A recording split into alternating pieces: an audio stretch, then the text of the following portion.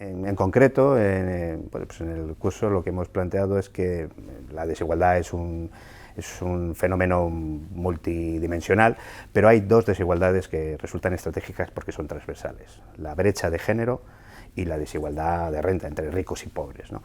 Estos elementos, si somos capaces de actuar sobre esas dos brechas, esas dos desigualdades, seremos capaces de garantizar una sociedad mucho más cohesionada y mucho más igualitaria. Precisamente la respuesta de las políticas públicas a la crisis del COVID, yo creo que es el mejor ejemplo de que las políticas públicas sí son capaces de actuar y resolver el problema de la desigualdad. El escudo social que se ha puesto en marcha por parte del Gobierno, pero es fruto de un acuerdo de país, porque han participado las organizaciones sindicales y las organizaciones empresariales, ha sido capaz de tener un buen resultado, por ejemplo, en la reducción de la brecha de género y en la reducción de la desigualdad de la distribución de la renta, ¿no? Ha habido un elemento clarísimo de mejora en la renta media disponible de todos los hogares, que ha sido capaz de responder al reto enorme que suponía paralizar la economía, no solo española, sino mundial, durante lo que ha durado la pandemia, que ha sido un año largo. Centrándonos en la parte de la brecha de género, ¿no? La brecha de género tiene su origen fundamental en el mercado de trabajo. Las dificultades mayores, la mayor dificultad que tienen las mujeres para acceder al empleo y a un empleo de calidad, pues eso tiene una consecuencia automática en los menores salarios. Tenemos una brecha de género en los salarios superior al 15%, que ha mejorado respecto de años anteriores, pero que sigue siendo enorme. Y precisamente esa brecha en los salarios luego genera una segunda brecha en las prestaciones sociales. Singularmente en las pensiones. Las pensiones que tienen las mujeres son un 30% más bajas que las de los hombres. Y aunque las nuevas pensiones de las mujeres que se están jubilando ahora son mejores que las de la generación anterior, la brecha en estas nuevas pensiones sigue siendo de más de un 20%.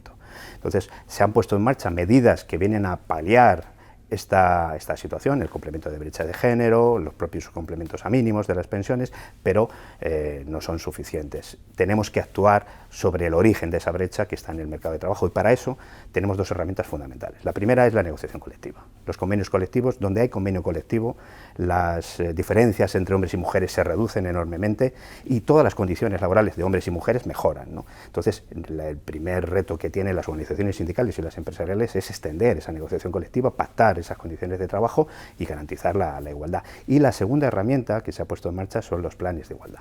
Los planes de igualdad están en nuestra legislación como una obligación de las empresas y de los agentes sociales, los sindicatos, desde el año 2007, pero no se han impulsado realmente hasta hace apenas unos años. Hemos crecido enormemente en el acuerdo, en el pacto de los planes de igualdad, pero solamente el 43% de las empresas obligadas hoy lo cumplen. El reto que tenemos en los próximos años es garantizar la plena cobertura de estos planes de igualdad en la totalidad de las empresas. Cuando seamos capaces de garantizar esta mejora en las condiciones de trabajo pactadas, seremos seguro capaces de reducir la desigualdad entre hombres y mujeres. Bueno, pues un elemento que tenemos que poner de manifiesto es que tenemos una estadística de absoluta transparencia en el sector privado. Sabemos que solo el 43% de las empresas obligadas tienen planes de igualdad, pero en el sector público no tenemos esa estadística oficial. Y una de las cosas que hemos reivindicado en este curso de verano es la necesidad de que haya una transparencia estadística y que las empresas públicas, el sector público también, que también está obligado por la ley, pues dé cuenta de cuál es el resultado. Se da una circunstancia singular, y es que la obligación original de los planes de igualdad se estableció para empresas de más de 250 trabajadores. Pero claro, eso deja fuera a un elemento, una parte fundamental de nuestro tejido empresarial. Y lo que se han hecho en posteriores reformas legislativas es reducir el tamaño de las empresas de referencia, y hoy son obligatorias para empresas de 50 o más trabajadores.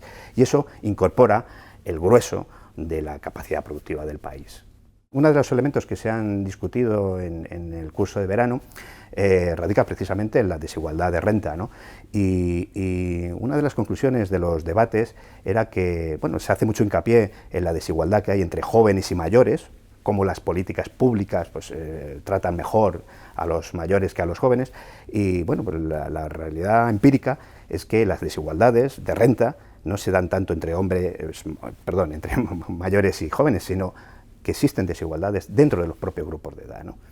Y en ese sentido, uno de los elementos que nos ha parecido a destacar especialmente es la capacidad de redistribución de la riqueza, de la reducción de la pobreza que tienen las transferencias públicas en forma de prestación social.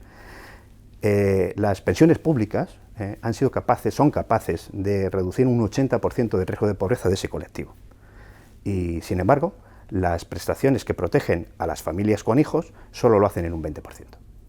El problema no está en que las pensiones son demasiado generosas, las pensiones cumplen la función social que tienen.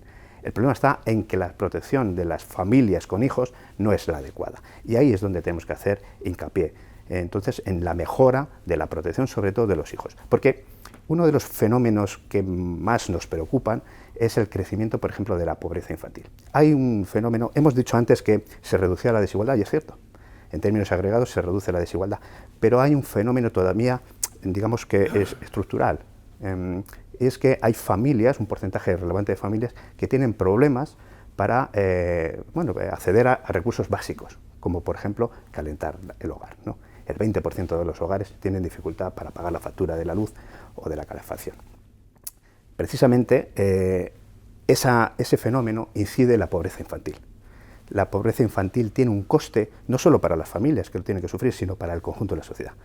La memoria socioeconómica del Consejo Económico y Social de España ha calculado que el coste de la pobreza infantil para el conjunto de la sociedad es de 5 puntos del PIB, porque ese niño pobre genera un gasto creciente en atención sanitaria, en necesidad educativa, y luego es una persona que tiene muchas dificultades de inclusión social que a su vez generan más gasto social. Entonces, erradicar la pobreza infantil mejorando la renta de las familias con hijos resulta un objetivo irrenunciable para las políticas públicas. Hemos puesto en marcha ya algunos instrumentos como el ingreso mínimo vital, que tiene un retraso cierto en la implantación, pero que está llamado a convertirse en una herramienta fundamental, ¿no? Y en ese sentido, todavía tenemos 1,5 millones aproximadamente de beneficiarios, debería ser más del doble. Entonces, el objetivo aquí es reforzar esa prestación y garantizar que la cobertura alcance el objetivo que tiene que tener, que es proteger a todos los hogares con hijos a cargo que no tienen rentas suficientes.